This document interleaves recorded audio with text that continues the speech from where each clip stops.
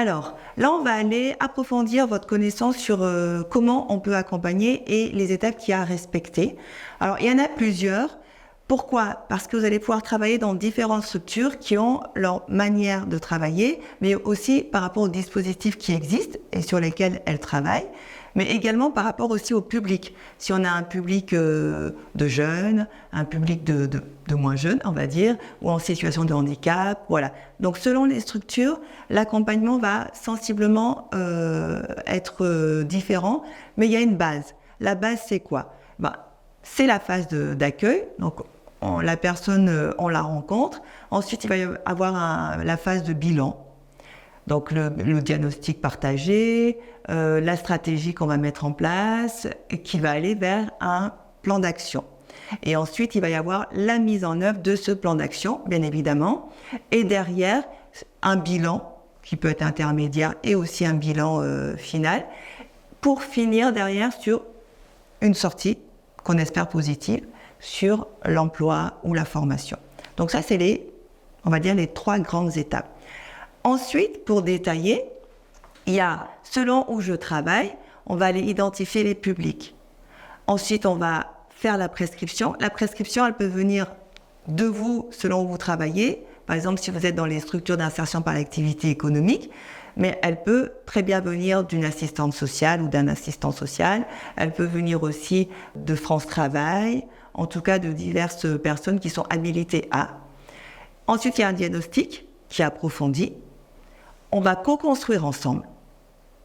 Ça, le projet, on va déterminer les freins existants. Derrière, ça va découler sur la définition d'un plan d'action. Qu'est-ce qu'on fait, avec quoi on fait, où est-ce qu'on va, voilà. Ça, le plan d'action est défini. On met en place l'accompagnement étape par étape, selon le temps qu'on a avec la personne, selon le dispositif. Ça peut être très court, 3 à 6 mois, ou plus long, jusqu'à 2 ans, par exemple sur les CDDI, les CDD en insertion. Voilà.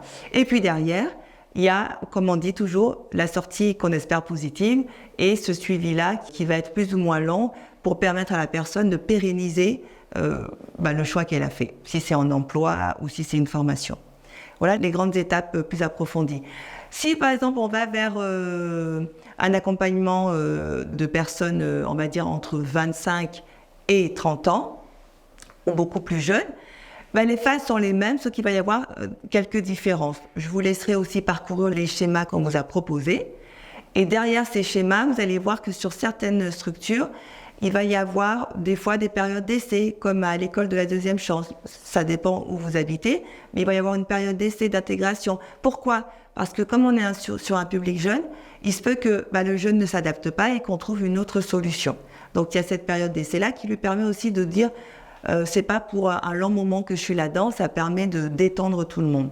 Donc après, il y a aussi ces périodes-là où on va prendre un temps pour découvrir des métiers, des immersions, parce que souvent à cet âge-là, c'est pas facile de savoir ce qu'on veut faire.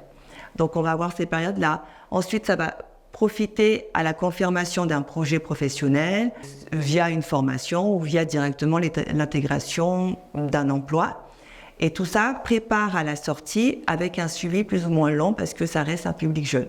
Est-ce que vous voyez la différence ? Donc là, ce qu'il y a à comprendre sur l'accompagnement, c'est qu'il y a 3 grandes étapes. On fait le diagnostic. On voit où on en est, on fait une photo, finalement, de l'instant. Ensuite, de cette photo, on va détailler tout ce qu'on voit. On va faire un plan d'action. Et de ce plan d'action, on va accompagner la personne vers un objectif qui a été défini. Et bien évidemment, comme on est dans l'humain, il peut y avoir des petites choses qui arrivent, qui se rajoutent sur la photo. Merci à vous et bonne continuation.